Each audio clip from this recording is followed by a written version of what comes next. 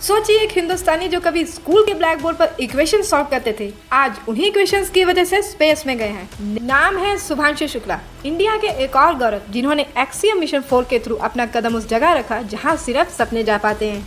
लेकिन ये कहानी सिर्फ रॉकेट उड़ान की नहीं है, ये कहानी है मैथ्स के असली मैजिक की। रॉकेट को हवा में उड़ाना सिर्फ फ्यूल का काम नहीं होता, पूरा लॉन्च एक एग्जैक्ट साइंस है बॉस, और उसका इंजन है मैथ्स। रॉकेट कितनी स्पीड से चलेगा, कौन सा एंगल चाहिए मैक्सिमम थ्रस्ट के लिए, कितने सेकंड में ऑर्बिट तक पहुंचना है, इन सब का जवाब मिलता है एक फॉर्मूला से जो हम स्कूल में पढ़ते हैं। यहाँ U होता है स्टार्टिंग स्पीड, A होती है एक्सेलरेशन, T होता है टाइम। बस वही इक्वेशन जिससे हम कभी कभी 2 मार्क्स के लिए लड़ते थे, आज एक एस्ट्रोनॉट स्पेस में ले जाता है।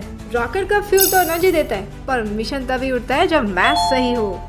रॉकेट का डेस्टिनेशन था ISS यानी इंटरनेशनल स्पेस स्टेशन। समझो ये एस्ट्रोनॉट्स का घर है, पर जमीन पर नहीं, स्पेस में घूमता है।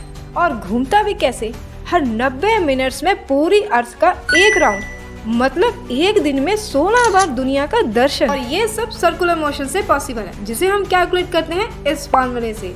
तो जब आप ग्राउंड फ्लोर से टेरेस चढ़ते हो, शुभांशु जी पूरी अर्थ का चक्कर लगा लेते हैं। सोचिए अगर स्पेस में घर बनाना हो तो हर डिजाइन का कैलकुलेशन परफेक्ट होना चाहिए, ना कोई एंगल गलत, ना साइज। स्पेस स्टेशन का हर part, cylindrical modules, cube shape lab, solar panel array, सब कुछ ज्योमेट्री के रूल से डिजाइन होता है। हर स्ट्रक्चर का shape symmetry of panels decide करता है कि एस्ट्रोनॉट सेफ और स्टेबल एनवायरनमेंट में कैसे जिएंगे।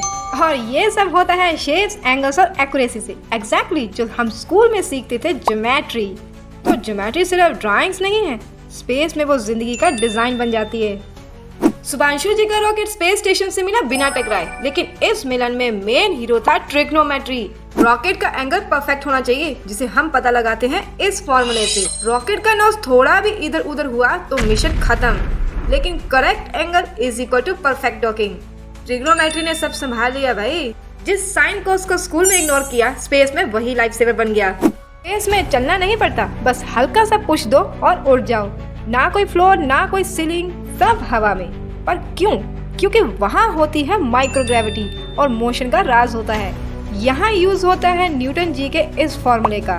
जब एक्सेलरेशन 0 हो तो फोर्स भी 0 और बॉडी फ्री फ्लोट करती है।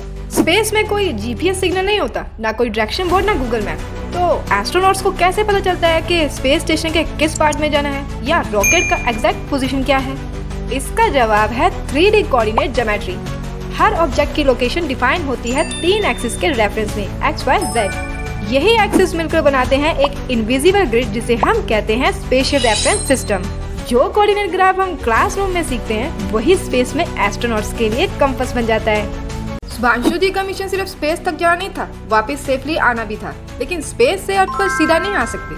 अगर कैप्सूल बहुत सीधा आता है तो एटमॉस्फेयर में ही जल जाता है, और अगर ज्यादा फ्लैट आता है तो अर्थ के सरफेस से टकराने की बजाय वो बाउंस बैक हो जाता है वापस स्पेस में। इसीलिए बॉस, एंट्री का एंगल और पाथ परफेक्ट होना चाहिए। इस री एंट्री पाथ को हम कहते हैं पैराबोलिक ट्रैजेक्टरी, एक कर्व जैसा सफर, जस्ट लाइक प्रोजेक्टाइल मोशन।